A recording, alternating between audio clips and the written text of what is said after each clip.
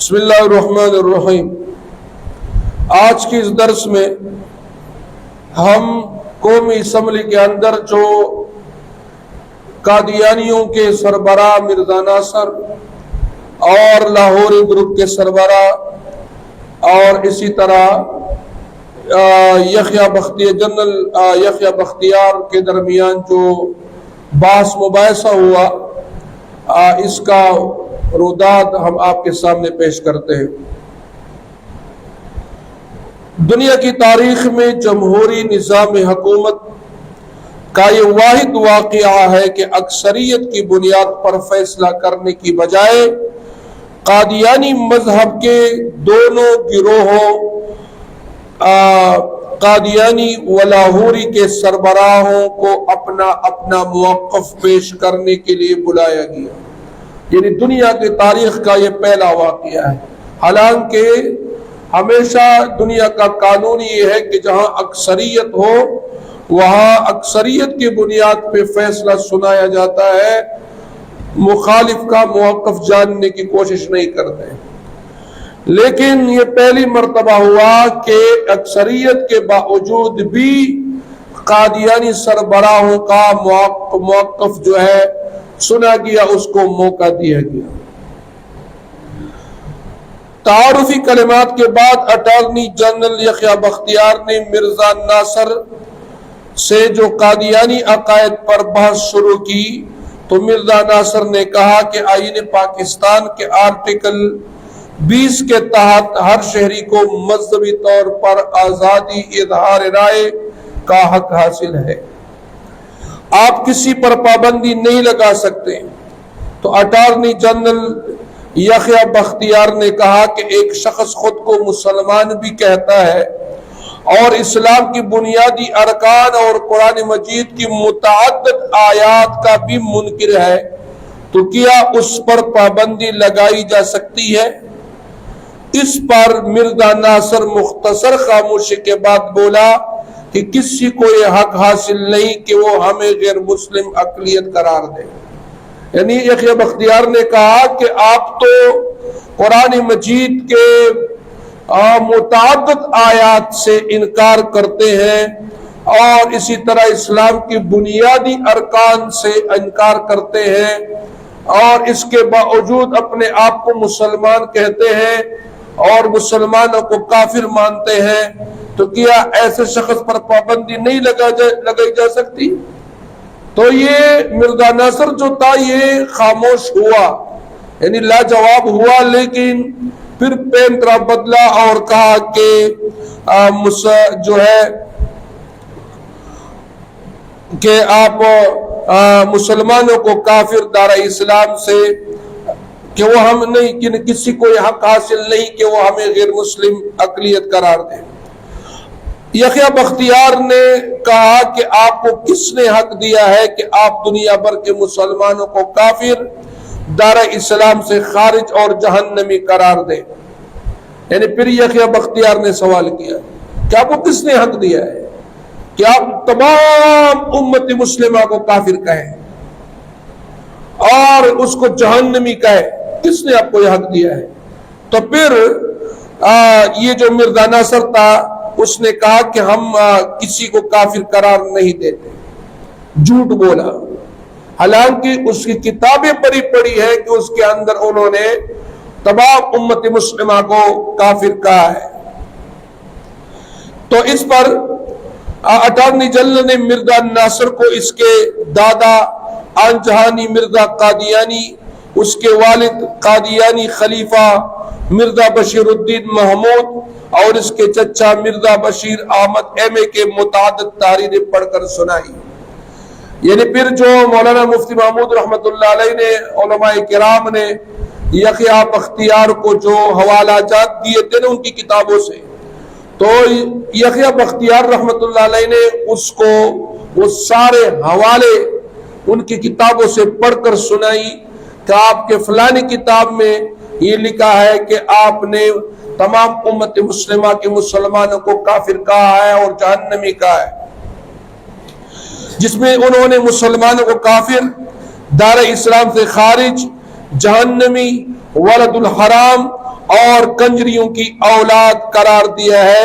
ان حوالہ جات پر مرزا ناصر نہایت شرمندہ ہوا، اس لیے کہ انہوں نے پہلے کہا تھا نا، جھوٹ کہا کہ ہم کسی مسلمان کو کافر نہیں کہتے۔ جب یہ حوالہ جات سنے اور ان کو پڑھ کر سنائے گئے ان کی کتابوں سے، تو یہ اسمبلی کے اندر سارے ممبران کے سامنے بہت شرمندہ ہوا۔ پھر اٹارنی جنرل یحییٰ بختیار نے مرزا ناصر سے پوچھا کہ جب آپ کا نبی الگ، قرآن مجید الگ، نماز، روزہ، حج اور زکوٰۃ الگ ہے، تو پھر آپ خود کو مسلمان کہلوانے اور شاعر اسلامی استعمال کرنے پر ضد کیوں کر رہے ہیں؟ جب آپ سب کچھ الگ مان رہے ہیں، نبی الگ مان رہے ہیں، قرآن الگ مان رہے ہیں، اسلام الگ مان رہے ہیں، حج، روزہ، زکوٰۃ ان کا علیحدہ آپ کا طریقہ کار ہے، تو پھر آپ اپنے آپ کو مسلمان کیوں ضد کر رہے ہیں کہ ہمیں مسلمان کہو؟ اس پر مرزا ناصر نے کہا کہ ہماری کوئی چیز الگ نہیں ہے۔ پھر جھوٹ کہا کہ ہمارا کوئی چیز الگ نہیں، ہم مسلمانوں ہی کا حصہ ہے۔ اس سلسلے میں اٹارنی جنرل نے کئی ایک حوالے پڑھ کر سنائے تو مرزا ناصر بے حد پریشان ہوا۔ پھر یحییٰ بختیار نے ان کی کتابوں سے ان کو حوالے سنائے، اور حوالے سنانے کے بعد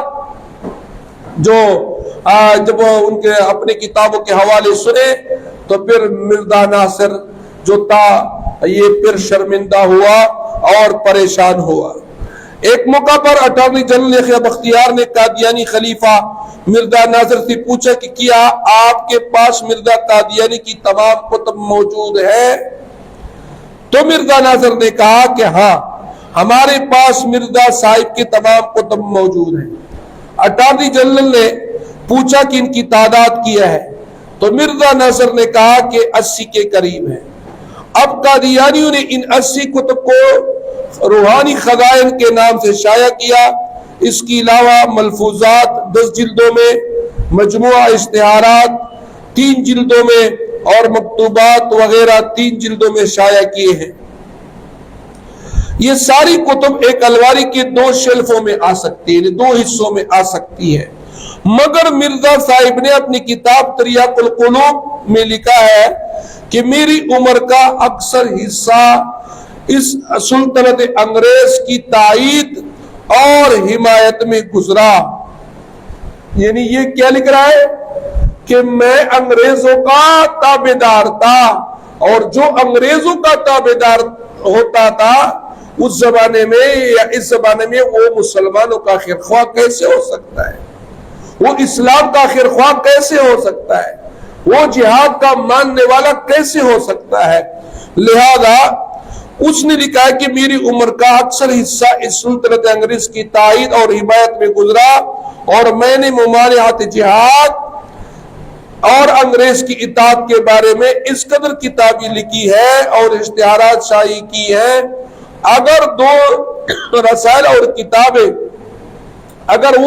اور کتابیں اکٹھی کی جائے تو 50 الماریاں ان سے بھر سکتی ہے۔ یہ تریاق القلوب کا حوالہ مرزا ناصر کے سامنے اٹارنی جنرل یحییٰ بختیار نے پیش کیا۔ تو میں نے ایسی کتابوں کو تمام ممالک عرب، مصر، شام اور کابل اور روم تک پہنچا دیا ہے۔ میری ہمیشہ کوشش رہی ہے کہ مسلمان اس سلطنت کے سچے خیرخواہ ہو جائے، اور مہدی خونی اور مسیح خونی کی بے اصل روایتیں اور جہاد کے جوش دلانے والے مسائل جو احمقوں کے دلوں کو خراب کرتے ہیں ان کے دلوں سے معدوم ہو جائیں۔ یہ حوالہ پیش کیا تھا تریاق القلوب صفحہ نمبر 15، روحانی خزائن جلد نمبر 15 صفحہ نمبر 155 اور 156۔ یہ حوالہ جب ان کے سامنے پیش کیا گیا نا تو مرزا ناصر کے سامنے، اور اس میں یہ بتایا گیا کہ جو جہاد کا انکار کرتا ہے تو جہاد کے آیات کا انکار کرنے والا ہوتا ہے تو مسلمان کیسے ہو سکتا ہے؟ لہذا جب یہ حوالہ مرزا ناصر کے سامنے پیش کیا گیا تو اٹارنی جنرل نے مرزا ناصر سے پوچھا کہ باقی کتب کہاں اور ان کے نام کیا کیا ہے؟ آپ نے تعداد 80 بتائی، اور یہ 80 کتب جو ہے ایک الماری کے 2 شیلفوں میں آ سکتے ہیں. اور ادھر مرزا قادیانی کہتے ہیں کہ 50 الماریاں جو ہے وہ ان سے بھر سکتی ہے. تو یہ باقی کتب کہاں ہیں اور ان کے کیا کیا نام ہے؟ اٹارنی جنرل نے کہا کہ اگر آپ صرف ایک کتاب کو 1 لاکھ کی تعداد میں شائع کر دے تو اس سے سینکڑوں الماریاں بھر جائیں گی. مرزا صاحب تو کہتے ہیں کہ انگریز کی حمایت اور جہاد کی ممانعت کے سلسلے میں اتنی کتابیں لکھی ہیں کہ 50 الماریاں بھر جائیں. اس پر مرزا ناصر کو کوئی جواب نہ آیا، وہ لاجواب ہوا. یعنی جس ملعون کو وہ نبی مانتے ہیں اس کی کتابوں کے نام اس کو یاد نہیں ہے، اور وہ کچھ اور کہتا ہے اس کا خلیفہ، اور اس کا جھوٹا نبی کچھ اور کہتا ہے. لہذا مرزا ناصر اسمبلی کے فلور پر اس سوال کا جواب نہ کر سکا اور وہ جو ہے اللہ جواب ہوا. ایک اور موقع پر اٹارنی جنرل یحییٰ بختیار نے مرزا ناصر سے پوچھا کہ آپ مرزا قادیانی کو کیا مانتے ہیں؟ اب دوسرا سوال، اس کے بعد سوال کیا کہ آپ مرزا غلام احمد قادیانی کو کیا مانتے ہیں؟ تو مرزا ناصر نے کہا کہ ہم مرزا غلام احمد قادیانی کو مہدی اور مسیح موعود مانتے ہیں. اٹارنی جنرل نے پوچھا کہ اس کے علاوہ آپ مرزا صاحب کو کیا مانتے ہیں، یعنی مہدی اور مسیح موعود کے علاوہ بھی کیا مانتے ہیں؟ تو مرزا ناصر نے کہا کہ کچھ نہیں، یعنی ہم صرف اس کو مہدی اور مسیح موعود مانتے ہیں. تو اٹارنی جنرل نے کہا کہ مرزا قادیانی نے اپنی کتابوں میں صراحتاً دعویٰ کیا ہے کہ وہ خود نعوذ باللہ محمد الرسول اللہ ہے، اور آپ جب کلمہ طیبہ لا الہ الا اللہ محمد الرسول اللہ پڑھتے ہیں تو محمد رسول اللہ سے مرزا قادیانی مراد لیتے ہیں. اس پر مرزا ناصر نے کہا کہ ہم مرزا صاحب کو محمد رسول اللہ نہیں مانتے. یعنی جب اس نے کہا کہ ہم صرف مہدی اور مسیح موعود مانتے ہیں، تو جب اٹارنی جنرل صاحب نے پھر اس کو حوالہ پیش کیا اس کی کتابوں سے کہ اس نے تو اپنے آپ کو نعوذ باللہ مہدی اور مسیح موعود کے ساتھ ساتھ انہوں نے اپنے آپ کو نعوذ باللہ محمد رسول اللہ بھی کہا ہے، تو اس نے پھر جھوٹ بولا اور کہا کہ ہم جو ہے اس کو محمد رسول اللہ نہیں مانتے. اٹارنی جنرل نے کہا کہ آپ مرزا قادیانی کے دعوے محمد رسول اللہ کو جھوٹا مانتے ہیں. اس پر مرزا ناصر پھر خاموش ہوا. یعنی ایک طرف کہا محمد رسول اللہ نہیں مانتے، تو پھر انہوں نے کہا آپ انکار کر دیں کہ محمد رسول اللہ نہیں تھا، تو پھر خاموش ہوا. اس لیے کہ کتاب میں تو انہوں نے لکھا ہے نعوذ باللہ اس ملعون نے اپنے آپ کو محمد رسول اللہ کہا ہے. پھر اٹارنی جنرل نے مرزا قادیانی کی کتابوں سے کئی ایک اقتباسات پیش کیے، حوالے پیش کیے. جب اٹارنی جنرل نے مرزا قادیانی کی کتب سے متنازع حوالہ جات پیش کیے تو ممبران اسمبلی غم غصہ میں ڈوب گئے. یعنی جب انہوں نے مرزا قادیانی کے کتابوں کے اندر اتنے گندی گندی باتیں سنی کہ مرزا غلام احمد قادیانی اپنے آپ کو مہدی کہتا ہے، پھر اپنے آپ کو مسیح موعود کہتا ہے، پھر اپنے آپ کو نبی ذلی نبی بروزی نبی کہتا ہے، پھر اپنے آپ کو نعوذ باللہ محمد الرسول اللہ کہتا ہے. جب اتنی بڑے بڑے دعوے اور اس کی گندے گندے عقیدے جب ممبران اسمبلی نے سنے نا تو غم اور غصے میں ساری اسمبلی ممبران اسمبلی جو ہے وہ غصے میں ڈوب گئے.